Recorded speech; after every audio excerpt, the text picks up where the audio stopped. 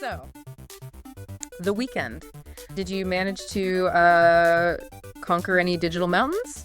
Or maybe just, relax with a controller? Conquered is maybe a strong word. More like persistently chipped away at some very old, very pixelated mountains. I actually went way back. Fired up the original Mega Man on the NES. Wow, okay. Mega Man 1. It's not just nostalgia, that's hardcore retro. Like, archaeological gaming. It felt like it. You really forget just how demanding those early games were. No hand-holding. None. Oh, yeah. Brutal. What part gave you the most trouble this time? Oh, man. Elecman stage. Still, those disappearing blocks. And the enemy's positioned just perfectly to knock you off the instant you land. Ugh, I remember those. It's pure timing. Absolute precision needed. It really is.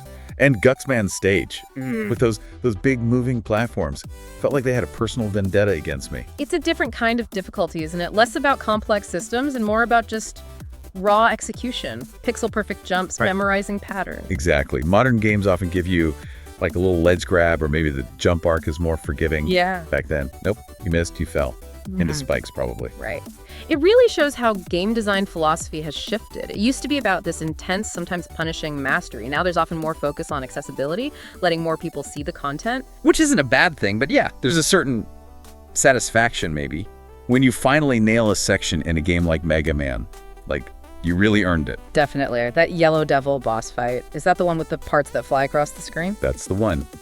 Designed by someone who clearly enjoyed players suffering, my thumbs were aching in a very specific, retro way. The ache. I know that ache. Probably haven't felt it since, like, trying to beat Battletoads or something. Exactly that kind of ache. Maybe since inputting the Contra code just to survive the first level. Aha, yes. The Konami code. A gamer's rite of passage back then. Truly. So yeah, lots of pixelated pain, but also I dipped back into something a bit more strategic. Fired up Divinity. Original Sin 2 again. Doing a co-op run. Oh, nice. DOS 2. Now that's a game that rewards thinking. Yeah. So many systems interacting. Fire, water, poison, electricity, surfaces. It's incredible, right? We got stuck on this one fight, totally outnumbered. Enemies had the high ground, the whole 9 yards. Classic Larian Studios encounter design. Seriously. And the terrain was a mess. Pools of water, patches of oil, you know the drill. We must have spent, I'm not kidding, like 20 minutes just planning our first turn. That's the beauty of it, though, that pre-combat planning phase. Okay, if you electrify the water, will it hit Boblin the Goblin and my dangerously low-health rogue? Exactly that. Can your archer get line of sight if I teleport this explosive barrel over there? It's like this intricate puzzle box before the fighting even starts.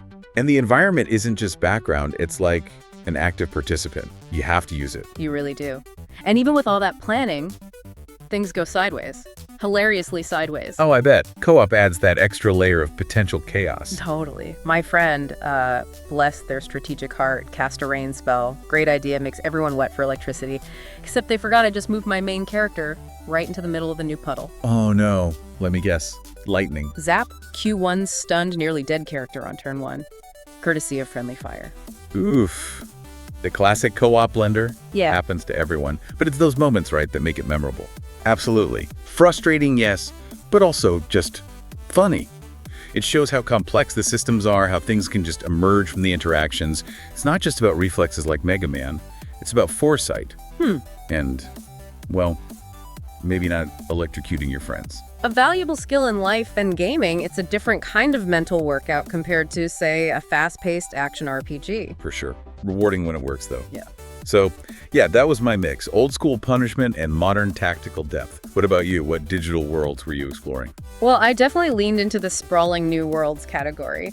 I got completely, utterly lost in Genshin Impact. They added a new region recently. Ah, the call of the open world map marker. Or rather, ignoring the map marker to climb a random mountain. Exactly. You log in thinking, okay, focus, main quest time, and then like 3 hours later. You found 50 glowing mushrooms, helped 3 ghosts find peace, solved a puzzle involving elemental statues you didn't even know existed.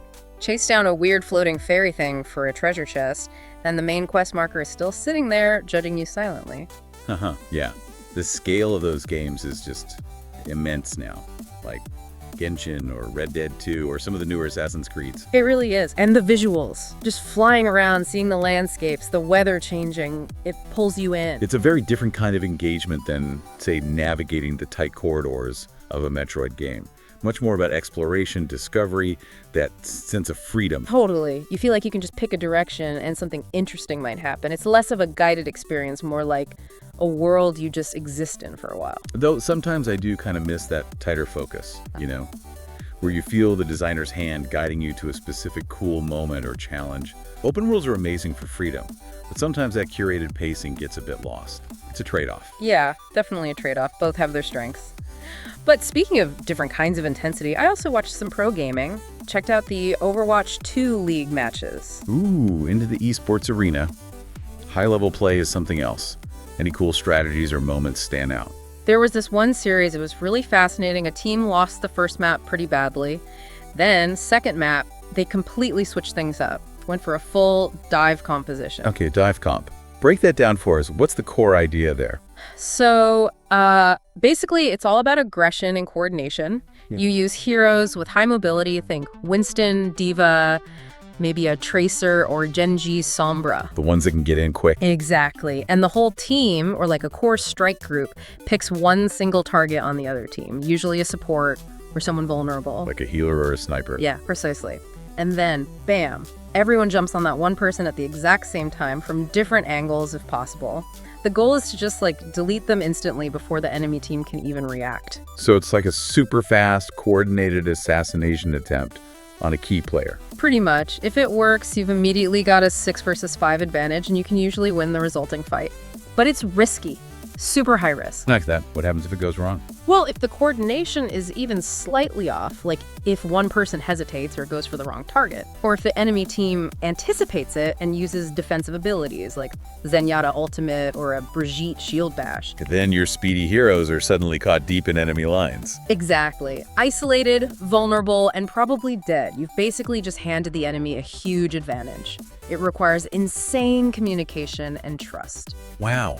Watching pros execute that must be incredible. It's not just aiming skill, it's like hive mind coordination at light speed. It really is. When it works, it's beautiful, like controlled chaos, a swarm descends, target vanishes, team cleans up.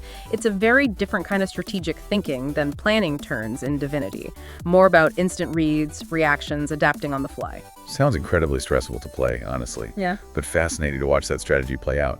So, switching gears from digital battles, any interesting movies or shows grab your attention? Yeah, actually, I did a rewatch. Went back to the original Blade Runner, Final Cut specifically. Oh, classic. Holds up incredibly well, doesn't it? Oh? Absolutely. More than holds up, I think. The atmosphere, the aesthetic. Yeah. It basically invented a look for cyberpunk that people are still borrowing from heavily today. That rainy, neon-drenched, grimy future. Yeah, it's iconic. You see its DNA in so many games and films. Definitely. Think about the look of like Cyberpunk 2077 or even older stuff like Deus Ex.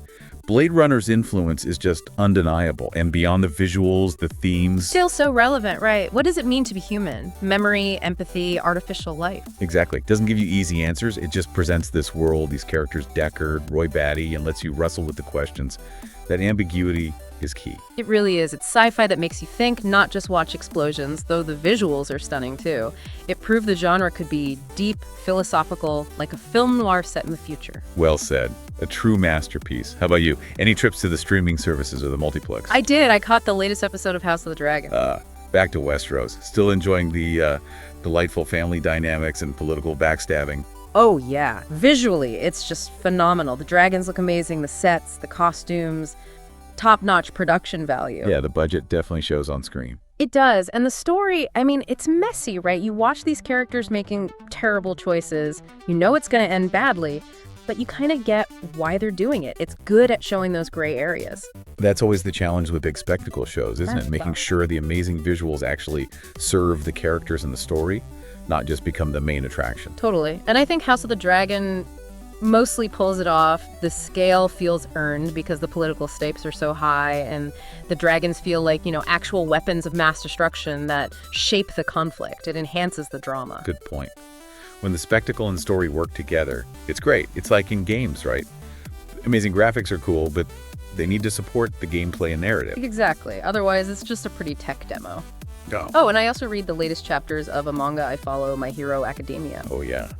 Quirks and superheroes. Things getting intense. Super intense. The current storyline is huge, and the last chapter just dropped this massive cliffhanger, like jaw on the floor kind of moment. That's the power of long-form serialized storytelling, isn't it? Especially in manga, where these stories run for years. Absolutely. You get so invested in the characters, their struggles, their growth over hundreds of chapters. So when something big happens, it really hits hard. It's a different kind of payoff than you get from, say, a movie or even a single season of TV. Yeah, like following a character through multiple games in an RPG series. You build up that history. Exactly. And the art style, the way they depict action, it's just a really cool, dynamic way to tell a story. Sounds like a solid media weekend all around, from pixelated platforming pain to dragon politics and manga cliffhangers. Definitely a good mix. Retro, modern, strategic, action-packed. Covered a lot of ground. And that kind of brings us to what we do here, doesn't it? Talking about all this stuff. Right. Which is a perfect time to mention PsyCast itself. Good point.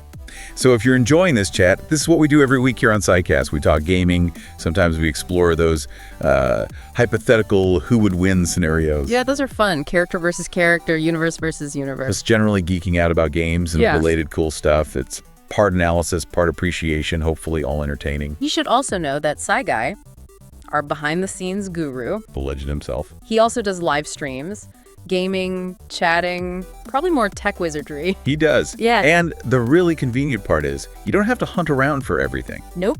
It's all in one place. The PsyCast episodes like this one and PsyGuy's live streams. They are all on the very same YouTube channel. Easy peasy. It's super convenient. So look, if you liked hanging out with us today, if you dig these kinds of discussions, or if you just want to see what psy-guy gets up to live, And you want to support the show? then please, seriously, do us a solid. If you haven't already, pop over to the YouTube channel and hit that subscribe button. Yeah, click subscribe. It really helps us out, lets YouTube know you like this stuff, and it means you won't miss any new episodes or streams. Exactly. It's the best way to stay in the loop. Join the NPCs, join psy-guy, become part of the community. We'd love to have you. We really would. We've got lots more planned, more games to talk about, maybe some deeper dives into specific mechanics or genres. Always more to explore. Always. Well, this was fun. Good catching up on the weekend adventures. You too. Always interesting to hear the different paths we take through the gaming world. Shows the variety, you know. Definitely. Whether it's the precision of the past or the big open worlds of today. Or the strategy and stories that connect it all. Well put. All right. Thanks, everyone, for tuning in. Yeah, thanks for listening. We really appreciate it. And before we go, Got our usual send-off for you? remember, you're awesome. Never let the world tell you otherwise. Stay safe, Stay sane. and we'll catch you on the next PsyCast. See you.